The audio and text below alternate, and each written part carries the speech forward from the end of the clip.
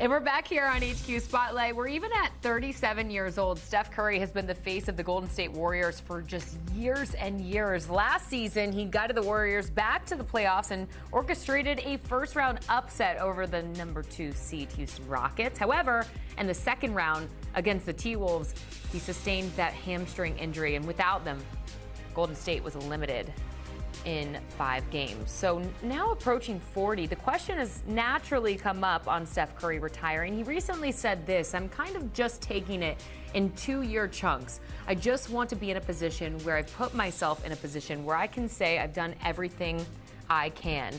I'm not nowhere close to that. For much more on this, let's go ahead and welcome in our own John Gonzalez and Sam Quinn. Guys, really no surprise when you're the face of a competitive NBA franchise and a fierce competitor yourself. It just seems like someone's going to have to drag you off the court. So with that kind of being said, are you even surprised Curry is nowhere close to hanging it up, Sam?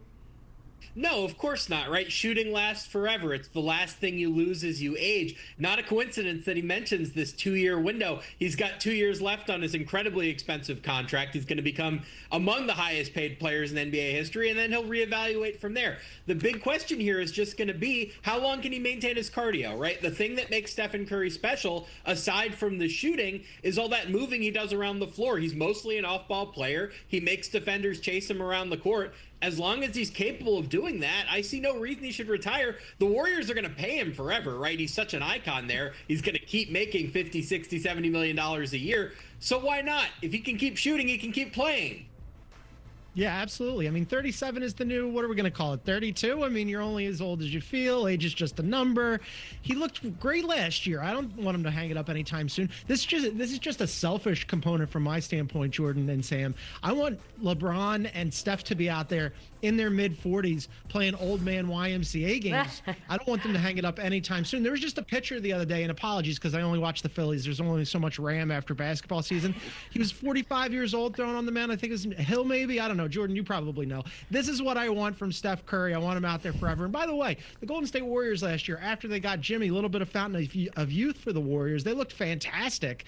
So he's got plenty of time. Let's not rush this. Okay, so that's good to know. He watches the Phillies, not Love Island. Not so Love Island. That we can confirm that. All right, so this team, of course, will continue to really be a contender with Steph Curry on the court. We know that. And guys, yesterday we handed out some offseason grades to various NBA teams. There's a really big question mark when it comes to the Warriors because in terms of moves, they tried to get Bradley Beal, who of course later signed with the Clippers. They don't seem to be in a hurry to really figure things out with Jonathan Kaminga. What gives, John? What are the Warriors waiting on? Yeah, it's kind of like a byproduct of this new CBA where a lot of these restricted free agents haven't signed. It's not just the Warriors. Jonathan Kaminga, obviously, they're trying to figure out what to do with him. That's been a situation, frankly, for as long as Jonathan Kaminga has been on the team, what to do with Jonathan Kaminga. But he's a restricted free agent, so he hasn't signed yet. But neither have Quentin Grimes in Philadelphia, Josh Giddey with the Chicago Bulls, Cam Thomas with the Nets.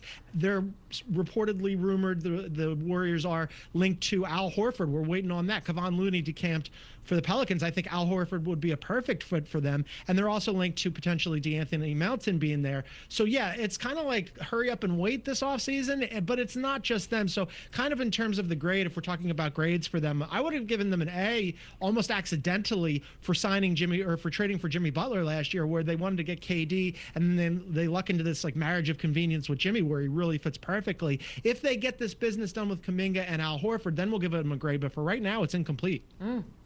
Yeah, it's really complicated with the Kaminga situation because they don't know how much money they're going to have, right? They're hoping that they can sign and trade Jonathan Kaminga out, but where does that leave them? How much money are they going to take back? What hard cap are they going to be working with? Is it going to be the first apron, the second apron? We don't know. How much are they going to have to pay Al Horford, Anthony Melton, anybody else that they sign? It all depends on Jonathan Kaminga right now because they have to find out how much money they have to spend. Right now, it seems like Sacramento and Phoenix are the two teams that are in on him. Thus far, they haven't made a competitive offer for the Warriors, at least. We don't know what the contract offer would look like either. So this might drag on a while, right? Restricted free agency, this is not something that tends to end in July. It can drag into August, into September. So we'll see. But until Kaminga gets settled, it's got to be an incomplete.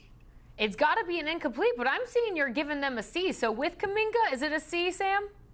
Well, let's see what the trade is. For now, Okay. I'm giving them that C because I like Al Horford. He makes a lot of sense for them if they can get that done. They badly need a shooting big man. He fits the bill perfectly. All right. Sounds good to me. We'll wait and see on that front. I mentioned earlier how things really ended for Golden State last season after Curry went down. Golden State eliminated in 5 games against the T-Wolves in that second round.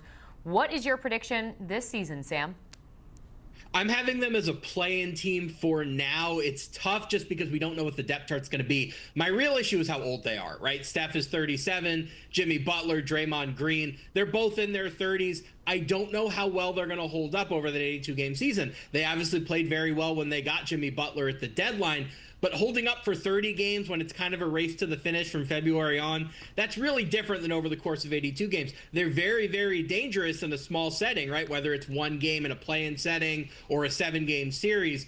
But over the course of 82, right now, I look at them as a play-in team. I expect them to lose in the first round. I think there's more upside than that. If you make the right trade with Kaminga, if Horford does well for you, I think there's upside. For now, though, I just can't expect that team to hold up across 82. Yeah, it's a reasonable position from Sam. I'm slightly more bullish on them because after they got Jimmy Butler last year, they looked really good. And let's not forget that they knocked out the number 2 seed when they got to the playoffs in the Houston Rockets.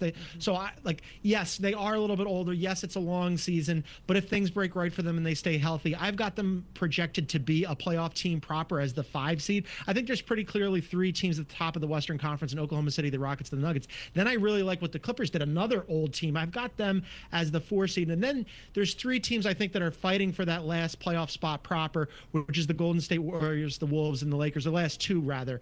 So I think the Wolves and the Warriors are slightly ahead of the Lakers, although the Lakers did get a little bit better.